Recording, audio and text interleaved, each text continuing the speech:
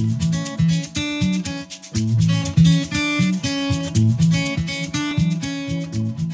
everyone, welcome to the Brews Less Traveled Beer Club and podcast. We are launching our new craft beer city for this month. It is Knoxville, Tennessee. I had so much fun visiting this city. The beers were amazing, the people were amazing, and obviously our guest is amazing that we have on today. We are going to chat with Zack Roskop, who owns the Knox Brew Tours and the Knox Brew Hub. He also has his own podcast. He's sort of an extraordinaire when it comes to Knoxville beers. So there's really no one better that we could have kicked off the month with, and we're drinking the Juicy IPA from Elst Brewing. It's a great episode. I can't wait to share it with you guys. Hey everyone, welcome to the Brews Less Traveled podcast in Beer Club. I'm your craft beer loving host, Molly Lamb. We are launching a new undiscovered craft beer city today. Those of you who got our boxes, you already know. If you're a member of the beer club, you're in the know before anyone. Our new undiscovered craft beer city is Knoxville, Tennessee, you guys. It is a phenomenal city. I was obviously just there because I explore all of these craft beer cities. I am joined with my new co-host for the month of September, Mike. Mike Birch has been a part-time beer tender, but always a full-time beer enthusiast, in addition to being an actor, singer, songwriter, comedian, podcaster, and all-around MC, host in NYC, and also a dear friend of mine. I spent 4th of July with Mike, which is my favorite holiday, and I do not take it lightly. Him and I love to do beer shares together. Mike has worked in bars and restaurants for over 20 years. His nicknames include Hophead Hawk and my favorite, the Pale Male. Mike, what's up, buddy? How you doing? You want to say a quick hello? Hi, Molly. Oh, it's great. We made it. We're really here. Fantastic. Well, hi, everybody. Yeah, it's great to be here. And we're going to have a great time tonight. We're going to discuss some fun beers, and we're going to have a great guest this evening. We have Zack Roskop, the owner and operator of Knox Brew Tours and Knox Brew Hub. And we're going to be drinking a Knoxville beer tonight from Elst. And we're going to be drinking their Juicy IPA tonight. We absolutely are. We also have our really great inclusions that you always get when you are a beer club member. Mm-hmm. So you have this lovely sheet that explains the entire schedule for the whole month. So you know who is going to be our guest and what beers we are going to be drinking. And if you flip this bad boy over, you can see all of the breweries around the Knoxville area. And the cool thing about this, I love these little brewery maps, is it's not just the breweries we are featuring in our beer box. It's really all of the breweries in the city that we're discovering, which of course is Knoxville. So take a gander at this. Just one of the fun inclusions that you get when you are a beer club member. So I had an amazing experience. I'm going to get into that in just a little bit. I went on the Knox Brew Tour bus. It was so fun. So I'm going to definitely tell you guys a little bit about that. I had the most amazing beer guide. Her name was Ace. So obviously, she was really cool because that's an amazing name. And she was just phenomenal. She knew so much about craft beer. You know, her and I were talking about being women in craft beer and kind of like fighting through imposter syndrome and really trying to make our way in this industry. And I want to do kind of like a little bonus episode, perhaps once every like 6 weeks or something, with me and another woman, just kind of talking about craft beer, you know, have it be a little bit different than this, like maybe no live stream, maybe no co-host, just me and a woman, and just like release the episode on the podcast every like month and a half or every 2 months or something. So I'm curious if you guys would be interested in that, because, you know, we don't have like a ton of diversity on this podcast, and I would really love to bring more women on. And I think that that could be really cool. I had never been on a brew bus before. It was one of the most fun experiences I had ever had. So yeah, we were just on a bus, random people. I think there was like 8 of us, Mike. It was like just random strangers. I got to know them. We were all best friends at the end of it. And I had so much fun. Ace knew everyone in town. She was so knowledgeable about beer. She's worked in production.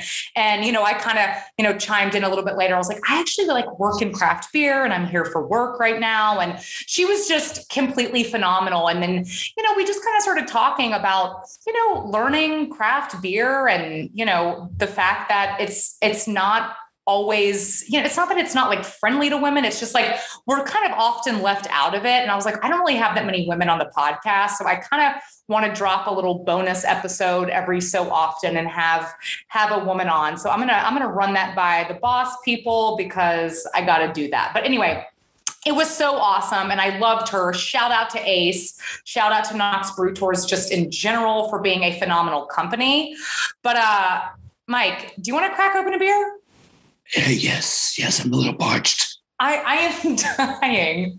We're going to open up this juicy IPA from Elst right now. Because bros love beers. Yes, we do. I'm going to use my Brewvonic glass. All right, guys. Cheers. Cheers. That aroma. Oh, man.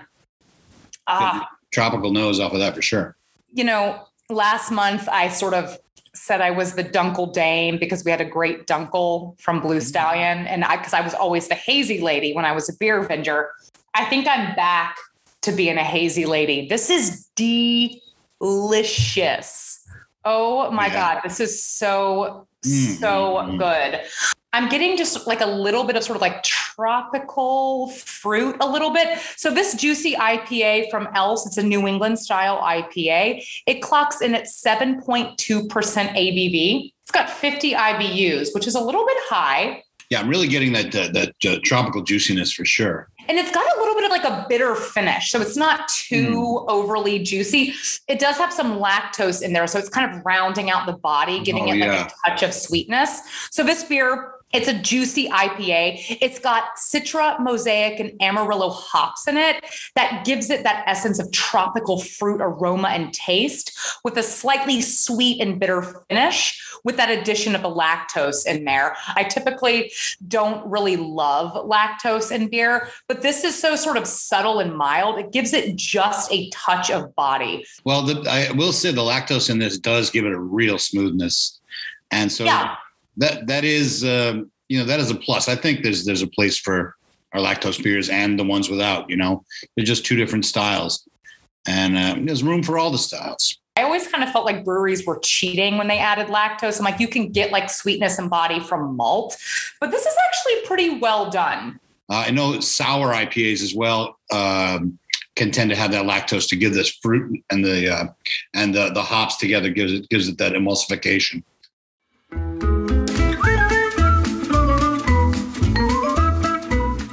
Let's take a beer break. Let's dive a little deeper and learn about lactose in beer and how it's used in the brewing process. So lactose is milk sugar and it's filled with unfermentable sugars. Lactose offers a little bit of backbone and sweetness that can elevate the hoppiness in a beer. If you think of a New England style IPA, there's a lot of vegetative matter that comes from the dry hopping and what goes into the kettle. When you add lactose to your boil, it can help those flavors, and more importantly, it can put a little bit more meat on the bones of the finished beer. It's going to give it a better mouthfeel and a fuller body. But when you're using lactose, it's a balancing act. You want to have the combination of unfermentable malt-derived sugars and lactose in a beer that carry all that hop content. Because of its sweetness, lactose works great with some more modern hops like Citra and Mosaic.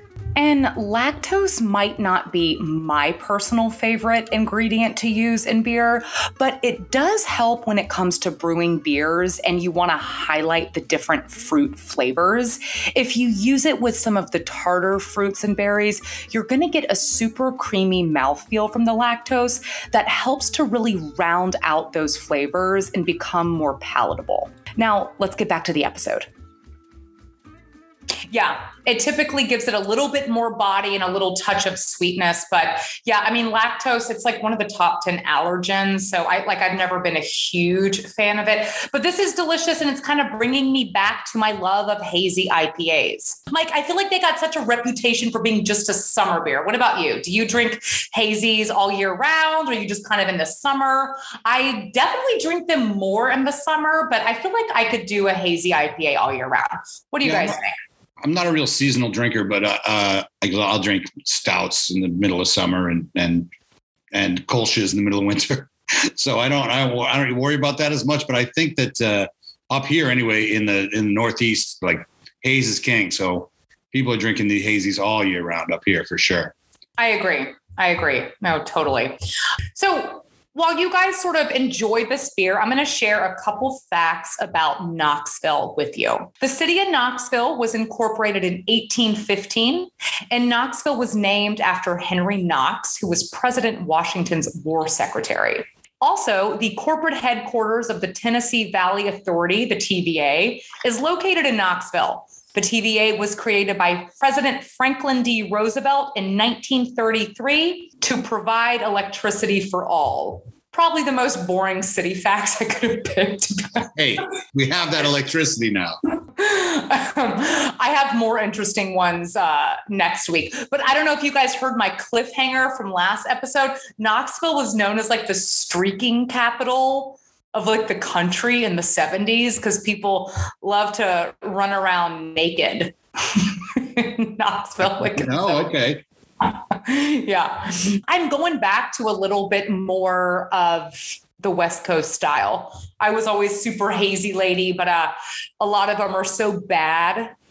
Like a lot of them are really terrible. Unlike this one that we're drinking, this one's actually super delicious. A lot of them aren't really great. So I kind of got burnt out for a while. I am refilling. They tend not to age well. You have to get them in fresh. Oh yeah. Yeah. And sometimes you got to kind of roll it a little bit.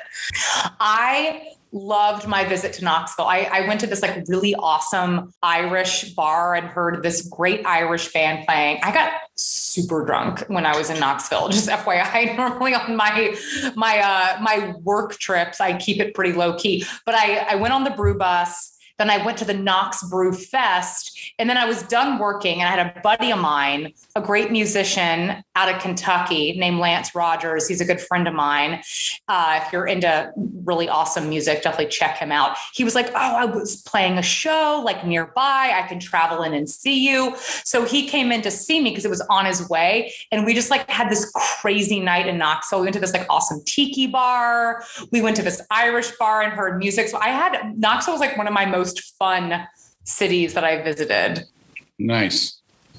And so while you guys kick back and relax, let's learn a little bit more about Elst. Elst was created by 4 Knoxville neighbors that shared an appreciation for great tasting beer and the process for which great tasting beer is made.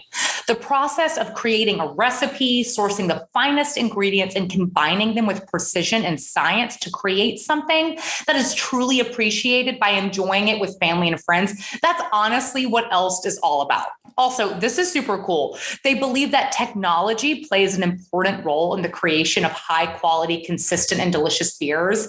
Having many years of experience in the IT industry, they have seen the benefits of automation and data logging and what that brings to businesses.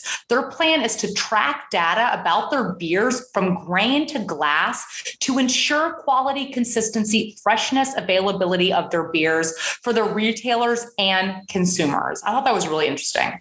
Yeah. And you know, the folks over there, they're really equipped with an educational background in beer.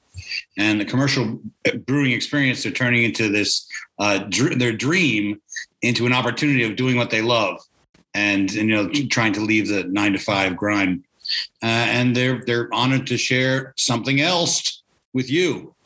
See what I did there? That was good, man. That was good, buddy.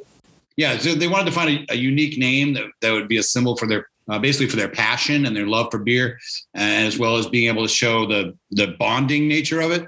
Luckily, they stumbled across Elst, and it's interesting. It's an old Middle English word that's origin comes from the sanctuary part of a monastery. So that really ties into the history of beer for sure. And the crafting beer and having that creative outlet has become their sanctuary. So it really is a sanctuary over at Elst. For sure. It is. I loved my visit there. They have a great little backyard patio. You guys can definitely find photos of these places on my Instagram. If you want to follow me, it's Molly_Brews Less Traveled. I always post about the cities after we announce them. But yeah, Elst was great. I had a great visit there. Nice little outdoor space, super friendly bartender. And yeah, it was just really like an all around laid back spot. I tried a few beers. One thing I noticed in Knoxville, they were all about the 5-ounce pours. Like you didn't have to get a flight, Mike. Like you could just do one little 5-ounce pour. And I love that because when I go on these Beer City tours that I do for work, it's like, I don't always want to get a huge full pint. So it was really nice. All the places I went to in Knoxville, they had just like little 5-ounce pours, but you didn't have to get a full flight. I haven't really seen that a lot of places. Most times it's like, if you're going to get a beer that little, they want you to get a whole flight or you have to get like a full pint of beer. So I really appreciated that about my experience in Knoxville, just kind of being allowed to taste like one or two. So that was super fun. Yeah, we've seen a little bit more of that here in New York. But the great thing about that, like, is it might be your only chance to visit someplace like Elst, right? I mean, as you go in and if you get like a 20-ounce Pilsner and it's like, well, you might have one more beer after that. But if you're getting these 5, then you could try so many. And that's obviously what you want to do when you go to a place that you're only going to, it's going to be a rare visit. Yeah. I love that. Yeah, me too. Yeah, it was really nice. Let's welcome on our guest this evening, Zack Roskop, owner operator at Knox Brew Tours and Brew Hub. Hey, Zack, how's it going, man? Hey, hello. How's everyone doing? We are doing so good, and we're so pumped to have you on. It's great to see you again. I met you in person in Knoxville. Yeah, that was so much fun, and it was great to see you and have you in the space as well. I'll tell you, I am obsessed with Knoxville. I love it very much. And so the opportunity to talk about it with people who like beer as much as I do is pretty much the dream. So thanks for having me. It was so funny. When I, am always kind of looking for great guests to have on, every brewery I talked to was like, have you talked to Zack at a Knox Brew Hub / Brew Tours? Like everyone, you are a kind of big man on campus there. I could definitely tell everyone sort of knows you. But Zack, we really love to start off by asking all of our guests their craft beer origin story. Can you tell us yours? Absolutely. You mean like me personally, right? Exactly. Yeah. How did you kind of get into craft beer? Oh, Lord, this is kind of embarrassing. When I was a freshman in college, I thought beer tasted absolutely disgusting. And the drink of choice for my friends was vodka and orange juice. I told you this is a rough start. And eventually we ran out of supplies. And the only thing left in my friend's parents' basement refrigerator was Corona. And so I drank it and thought, okay, this isn't as bad as I thought. And that began, like most people, your sort of macro light lager college beer journey, if you will, until I turned 20. And I had a roommate who was 22. He was the only person in the house that was of age to drink. And we asked him to buy us beer. And he said, I will buy you beer, but only under one condition. The only beer I'll buy you is the greatest beer of all time, in his opinion, which was Yuengling at the time. Okay. So I started to acquire a taste for Yuengling, which has a lot more going on compared to your Natty Light, Miller Light, Coors Light. Finally, I turned 21. I'm excited about drinking beer.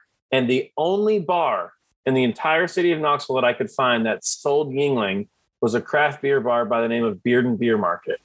So I went to Beard & Beer Market, which at that time in Knoxville, this was probably 2010, 2009 or so. This was sort of like the mecca of craft beer in Knoxville. They really began the culture and the movement of craft beer. Well, eventually one day I went in, the Yuengling tap had blown, and I was like, well, I guess I'll just go home. And they were like, whoa. Have you tried Fat Tire by New Belgium? Have you tried Gaelic Ale by Highland Brewing Company? Have you tried XYZ? And I was like, well, what the heck? I'm here. I might as well try it. and I fell in love with ambers, which led me to browns, which led me to porters. Next thing you know, I'm obsessed. Every time I leave the city, it is what brewery can I find? What beer can I get my hands on? And the rest is history. So really, it was a craft beer bar that offered something a little different and pushed me to try something different that caused me to fall in love with craft beer. I love that. I think that's so important for someone behind the bar to really kind of reach out to patrons and say, hey, wait a second. Craft beer is more than just this. And yeah, Corona tastes like straight diacetyl. FYI. I mean, that's why you put the lime in it, right? To make it taste better. Yeah. Very true. Yeah. I really don't like food in my beer, but can you explain what the Brew Tours and Brew Hub are for our guests that don't exactly know about your businesses? Yeah, absolutely. I mean, the short answer for Knox Brew Tours is that we're a guided tour experience. And basically what that means is that we're going to take you to multiple breweries. And while we're there, we're going to go back into spaces and tour areas that are normally closed off to the public. We're going to talk about the entire brewing process from grain to glass, the history of the brewery. We're going to use a guided tour and storytelling to tell you and teach you as much as we possibly can about the process, about the product, and about the people who are passionately making it every single day. And then we've been doing that for 7 years, since 2014.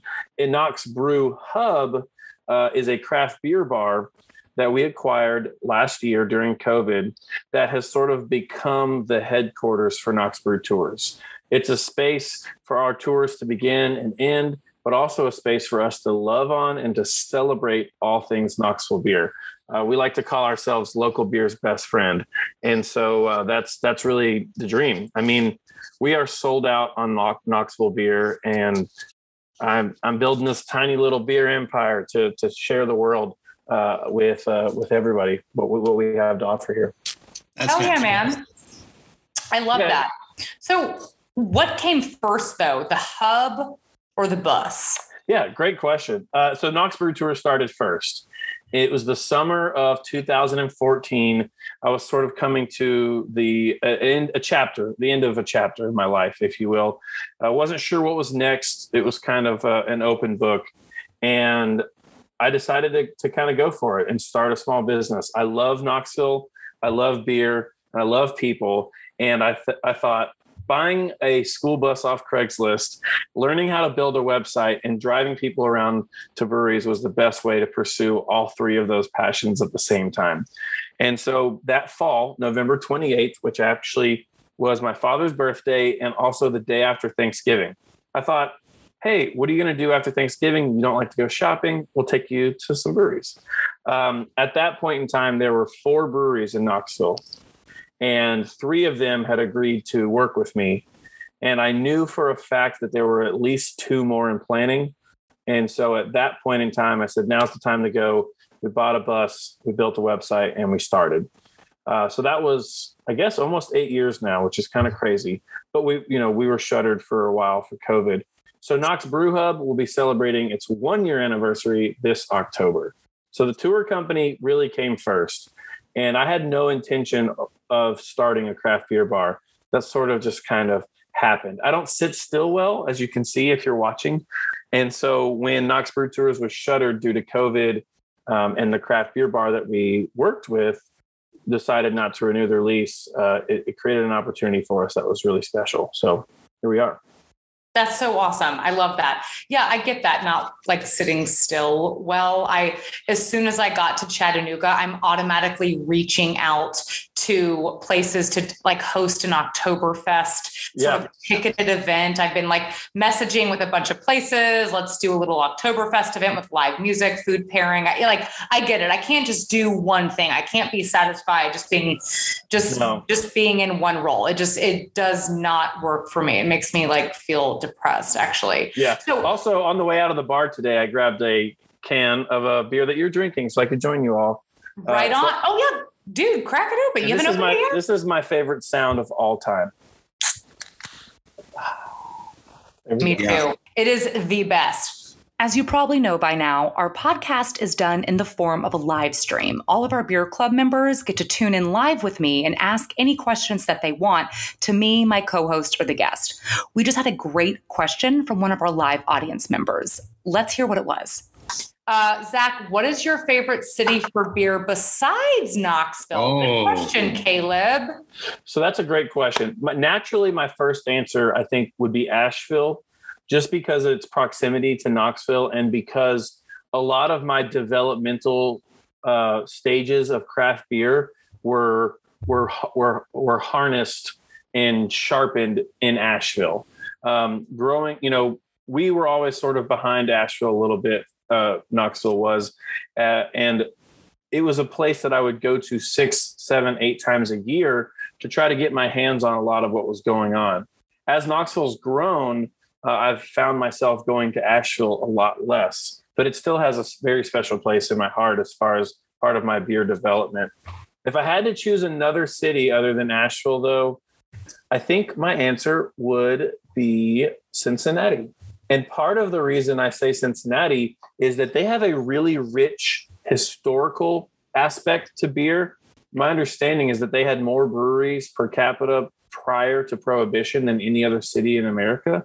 And you can actually take tours of breweries that doesn't involve beer at all. They're just historical brewery tours. I don't know if you guys have been to Cincinnati before. Yeah, that was actually our very first craft beer city on the podcast. So I went there. That was our June city.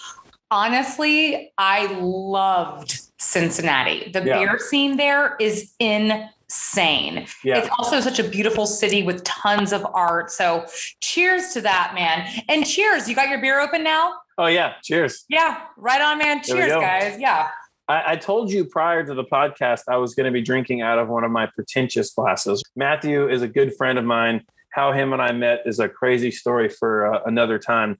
But I just recently moved and I haven't unpacked my pretentious box yet. So I just brought a regular old glass with me today. That is an awesome glass. Yeah, we have Matthew Cummings, the owner of Pretentious Brewing and Pretentious Glass, coming on later this month, and super pumped to talk all things glassware with him. Yeah, he's our great. Second guest who has had a pretentious glass. We had Chris Palmy from Fusion in Lexington, who was the one who told me to go to Pretentious.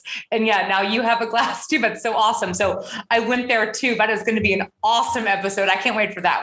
To my knowledge, it is the only place that I know of in the world that you can drink beer brewed on site out of glassware blown on site.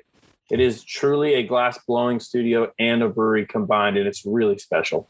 I went back there into the glass blowing studio. And like I said, I had a little bit of a wild night in Knoxville. It was so hot. It was so hot. I was like, oh my God, I'm going to pass out. I was like, I need beer. No, it was so cool. Yeah, I can't wait for that episode, man. It's going to be absolutely awesome.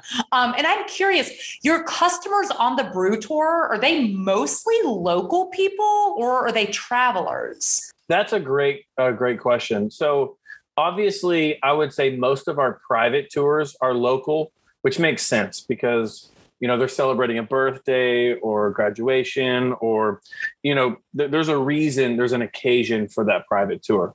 Our public tours, however, are surprisingly split right down the middle. And I think there's 2 reasons for this. We're located sort of closer to Market Square, which is very popular for visitors. And so, people come into town, they're looking for stuff to do. A brew tour, wherever you are, is a great way to see the city. I know I took a brew tour in New York by City Brew Tours and had an amazing time and got to see parts of it that I hadn't seen before. And so it's my friend likes to say whenever he goes to a new city, he likes to go get his haircut at a barber shop, because when he's at the barber shop, he can ask a lot of questions like, where do you like to drink? Where do you like to eat? And he feels like he gets a good vibe for the city. I think the same goes for taking a brew tour. So we get a lot of visitors. Our locals, however, are exciting to me because we do get a lot of locals who I think are still trying to discover what we have to offer in Knoxville. Our city's kind of spread out. We sort of have 2 cities in one. Most of our breweries are located downtown. West Knoxville is a little dry when it comes to the amount of breweries out there. So as they make their way downtown, there's still an opportunity for them to discover and explore their city. And we're thankful that we get the opportunity to show them around. What was the area I was in where the Knox Brew Fest was in the taco place that was downtown. That's downtown. Okay. Yeah, I know. I was telling you about that. Yeah, that was a super cute area. I loved that taco joint. Taco. I ate there with my buddy who was coming in town to visit me. We grabbed tacos there. It was super yummy. Yeah, that was great. And so tell me more about the Knoxville Wall of Fame at the Hub. You had this really cool portrayal. Tell me a little bit more about that. Yeah. So at our craft beer bar, we have 3 areas that are constantly changing and they're growing. And right now they're going through sort of a major renovation, but we're super excited about it. So on one wall, we have a map of the entire city of Knoxville. And then there's a logo of every single brewery and where they're located. For me, I'm sort of a map person. I like to visualize which way is north, south, where are things in relation to one another. And so we have this Knoxville Beer Map. When I say it's huge, what I mean is it's like 14 feet by 14 feet. Like it's massive. Yes, I saw it. Yeah. And then in another corner, which is actually visible from the street, we're in the process right now of creating, as far as I know, the first ever local beer visitor center in the state of Tennessee. And so what does that mean? You'll be able to stand outside of our craft beer bar and look up, and there'll be signs pointing in all 4 directions, telling you exactly how far away you are from every single brewery in Knoxville and how long it would take you to get there by foot, distance-wise. And then we're partnering with Visit Knoxville for this. So there will be tons of rack cards, information about the University of Tennessee, about the Art Museum, about the History Museum. It's literally going to be a little Knoxville Visitor Center focused around beer. And then my favorite part, and this is exciting news, Molly. I actually haven't told anybody this yet, but we had a meeting about 3 hours ago with the East Tennessee History Museum, and they have agreed to partner with me. We're going to be creating an installation inside our craft beer bar called Knoxville Beer History. And they're going to be helping me to verify our information. And then they're also going to be helping me to find out new beer history. So we're looking at this starting all the way back in 1827 till today, and including as much history as we can possibly find about beer in Knoxville. Wow. Oh my gosh. First of all, I love that we have breaking news for the first time on the podcast. Yeah. That is incredible. And way to go. It'll be really fun to dive into this beer history. In 1901, there was a brewery in the Old City that donated 100% of their profits to help build the first children's hospital in Knoxville, Tennessee. Oh my gosh, Zach, that is absolutely rad. Thank you for sharing that. That's incredible. Thanks. I mean, we just love local beer. I'm obsessed. And that's a hill I'm willing to die on. So I'm going all in. Are there any of these older breweries that are still existing? The classic Knoxville breweries that we might not know? Unfortunately, the oldest brewery right now in Knoxville started in 1993. Woodruff's Brewing Company and what is now Smoky Mountain Brewery. And they've been around since then. We also had some newer breweries. We kind of call what I call the first wave, if you will, is about 92 till about 2007 or so. Most of them were brew pubs because that was a lot safer, a lot less risk averse because you could lean on food. And those breweries are still around and they do a great job. But it wasn't until 2010 that we started to see our first production brewery called Sawworks, who was focused on selling beer at bars and restaurants and all over and had a tap room and started to capture that craft beer culture that we love. And then 2014, 15 was really when the second wave started. And it looks a lot more like what we know and see in craft beer all over the country today. Nice. Do you have a favorite stop on the brew tour? Favorite stop? That's an impossible question. It is. I will say I have my favorite thing about every brewery that we work with. But I will say one of my favorite things about going to Balter Beer Works on the tour, this is going to be totally logistics here, but their brew house is sort of like in the middle and it's all glass and it's locked. So I love taking a tour there and us getting a key and the whole restaurant watches us unlock this door that says staff only. And then we walk back into the brew house, and then we lock the door, and everybody's like, I want to go in there. What are they doing? Yeah, that looked cool. They look so cool. So I love that. It's super fun. And then it's also one of the only brew houses that's always heated in the winter and always air conditioned in the summer. So that's a big bonus. And then their brew house is just beautiful. It's a wonderful place to start the tour, to talk about sort of the basics of brewing so that we can build on that foundation as the rest of the tour goes. And they've got really good classic beer styles. So it's kind of like, we start off with an amber, with a porter, with a Kolsch. By the time we get to the end of the tour, we're doing sours and barrel-aged beers and all kinds of crazy stuff. So I really enjoy taking people to Balter Beer Works first. Nice. That sounds awesome. What a cool place. Yeah, it's really great. I should move to Tennessee too now, huh? I just left New York for Tennessee. I was just setting a trend. If I was forced to leave the city of Knoxville right now, like I had to go pack a bag and leave town, I'd drive straight to Chattanooga. Yeah, I love that town. Chattanooga's got great beer and great food. And if you haven't been to the Bitter Alibi yet, it's my favorite craft beer bar in Chattanooga. Make sure you get the wonton nachos. They always have a local beer on discount. And 9 times out of 10, they're playing emo music, which is my favorite type of music of all time. So It wasn't just a phase. You lost me at emo music, but you gained me at discount beer and wonton nachos.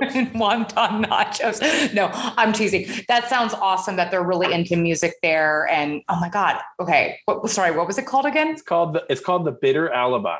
The Bitter Alibi. The basement is a craft beer bar. The middle floor is like a Asian hipster Mexican restaurant. It's all over the place. And then this top floor is a cocktail lounge. It's oh my God. Favorite place in Chattanooga. Done. I'm going tomorrow. That's amazing. Yeah. Chattanooga's insane. But okay. I know. I could go on and on about Chattanooga. I know Mike has questions for you. I know y'all do you do the bus tours, but you do walking tours as well, right? Yeah. So we've got a few areas of town where the breweries are pretty close together. And I love the walking tours because honestly, I know I sound like such a nerd when I say this. You can't feel or smell, even bad smells. You can't really get the vibe of a city in a car. You could walk down a street in your own town that you've driven down 100 times. And when you're on foot, you'll notice and see something that you've never seen before. And so we wanted to offer walking tours because we've got nice weather most of the time, especially during COVID. It was an opportunity for people to be a little more spread out. And it gives you a vibe of the city that you wouldn't get otherwise. And it also gave us an opportunity to slow things down a little bit. And we have these little checkpoints along the way where we talk about the history of Knoxville and the history of that building and the history of the street and where that name comes from. So it's just a great offering. And our guide, one of our main guide, Ace, who Molly met, the walking tours has sort of been a little bit of her baby, if you will. She sort of has a great passion for history and liked the low key element. And so, yeah, we do bus tours and private tours and walking tours. Yeah. Oh yeah. I couldn't agree more about the walking tours. It gives you much more visceral experience for sure. We do that in New York. But the reason we do it here is because nowhere to park the bus. Yeah, that makes sense. There are no parking lots at any of the breweries that we have here. Yeah. That's great. But the bus tours, you have to travel more distances to do those. So yeah, that's one of the advantages of a bus. We occasionally get people who book a private tour and I say, great, what breweries do you want to go to? And they pick 4 breweries that are across the street from each other.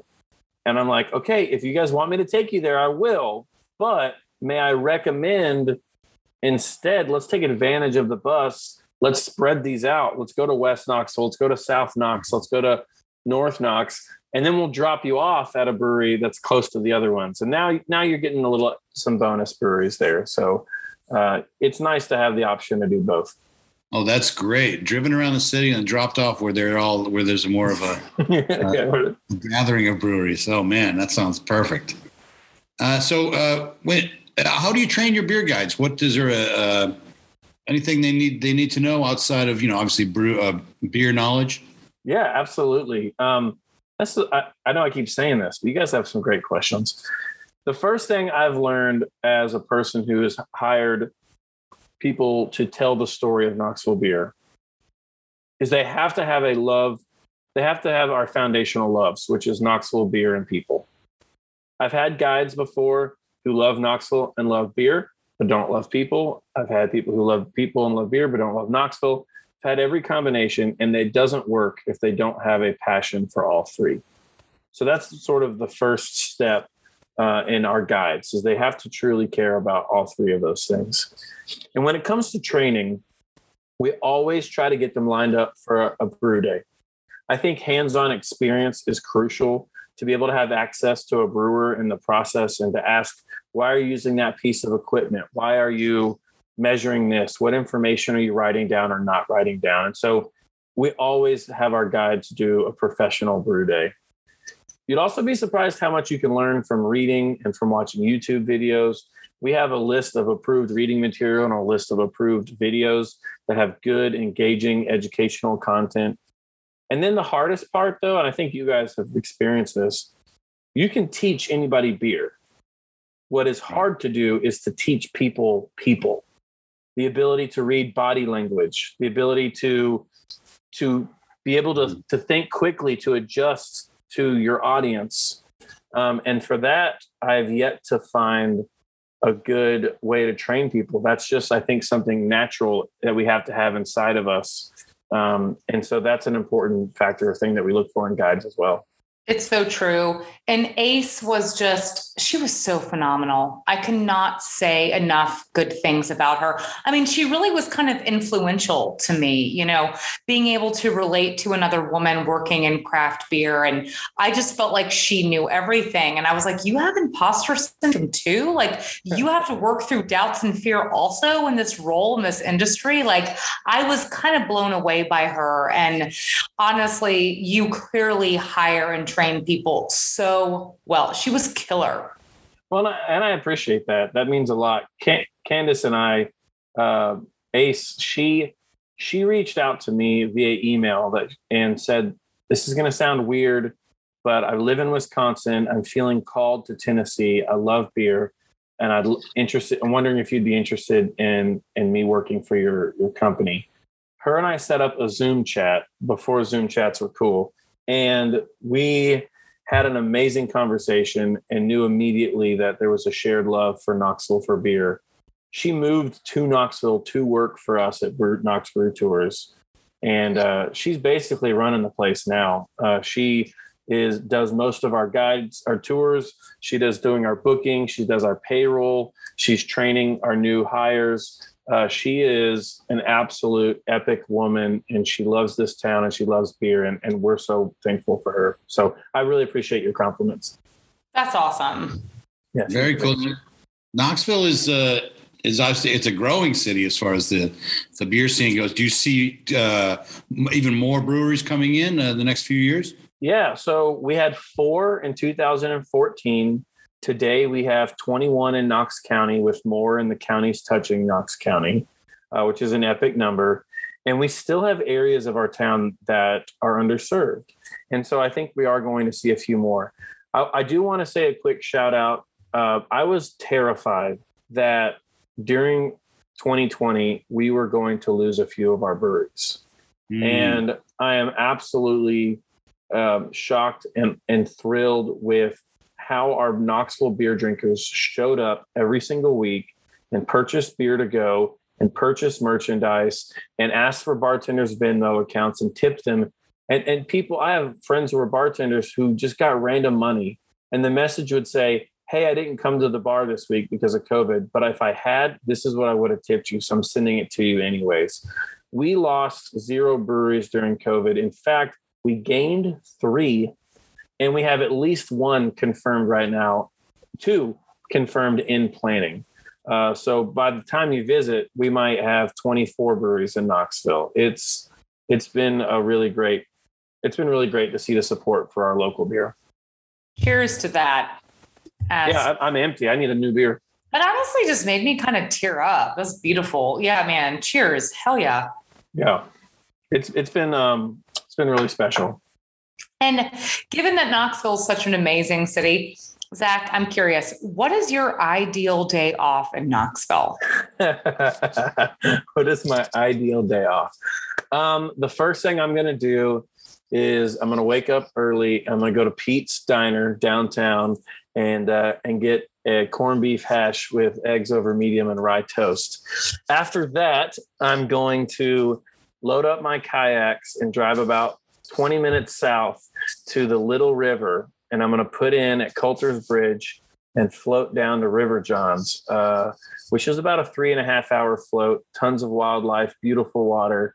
And then I might stop in Blackberry Farm Brewery in Maryville for some barbecue and beer. And then I would head downtown, bebop around a little bit, check out some breweries on bike. It's a very bikeable city. I could hit several of them on a bike. Probably go to Last Days of Autumn if it's a Friday and get the half pound of their shrimp boil, peel to eat hot Knoxville hot shrimp. And then I'm going to ride to the south side of Knoxville and go to the park and watch the sunset over the city and probably have a nightcap at probably go to Crafty Bastard Brewery because their beers are a little bit bigger and they're closer to my house. So I can end the day with a funky beer and head home. Absolutely. And they have that yummy pickle beer. Oh, yeah, they do. Yeah. Crafty Bastard is going to be one of our upcoming Knoxville breweries that we're going to feature. So yeah, everyone should definitely stay tuned for that episode because they were one of the most unique breweries I have ever been to. That sounds like a fantastic day off in Knoxville. And all right, Zack, as we wrap up, it is time for our rapid fire questions. The key here is to not think, just answer. Are you ready? Here goes nothing.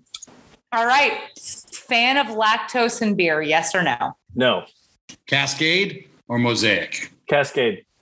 Oh, okay. All right. All right. He's a classic hop guy. I like the classic hops. I'm a little over the pineapple and Mosaic. It's delicious, but it was just very overdone for me. And a good, Sierra Nevada Pale Ale all day, every day. All right. Home brewing or home drinking? Home brewing. I very rarely drink at home. For me, it's usually about the culture and the community and being around other people. And so when I'm home, I like to cook.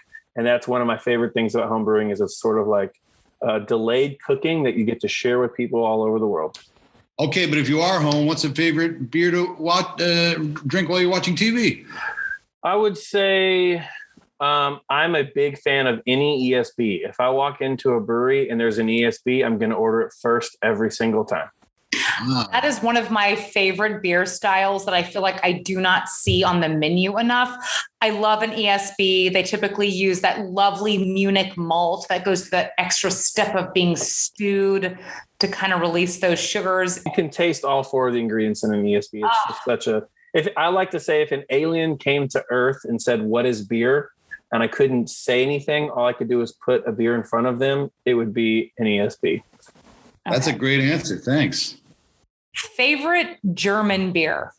Ooh, I'm going to go with a Dunkel. I'm the Dunkel Dame. Yes. I love a Dunkel. The Dunkel Dame agrees. I'm super living the lager life right now. I love German beers. I'm like obsessed with Oktoberfest coming up. So Martin's a very, very close second. Zack, it has been an absolute pleasure having you. Is there anything you'd like to plug? Just whether you take a brew tour in Knoxville or not, my hope is that if you come to Knoxville, that you'll swing by the hub and let us give you a Knoxville Ale Trail map, give you a quick rundown of the city, ask you, what's your mode of transportation? How long are you in town for? What is the vibe you like? What's the beer you like? We're going to collect all that information and we're going to point you in the right direction to make sure that you have a wonderful time in Knoxville and a wonderful time drinking local beer. That's really it. We're just, we're a small company that that we have, there's about 8 of us all together between both businesses, and we're sold out to Knoxville beer, and we love the community and the culture. And we hope that we get a chance to share it with you sometime in the future. That's amazing. Thank you so much for sharing that. And thank you all so much for tuning in today. Thank you to my wonderful co-host, Mike, who's going to be here with me all month long. Be sure to tune in next week as we chat with Brad West, co-founder of Zool Beer Company, and we'll be drinking their Toro y Oso Mexican Lager and Paper Crowns IPA. I visited Zool on my Knox Brew Tour. I went crazy for the style of the brewery. I literally have never seen anything like it. You guys are going to have to tune in to find out a little bit more about that. Cheers, everyone.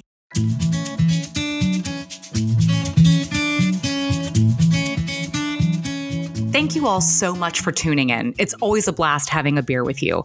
Don't forget to sign up for the Brews Less Traveled Beer Club. And this way, you'll get the beers I've been drinking delivered right to your doorstep, plus exclusive access to our weekly live streams. You can also follow Bruvana on Instagram and me as well at Molly_Brews Less Traveled. I always love hearing from you guys, especially if it's a beer recommendation. So keep the messages coming. Cheers.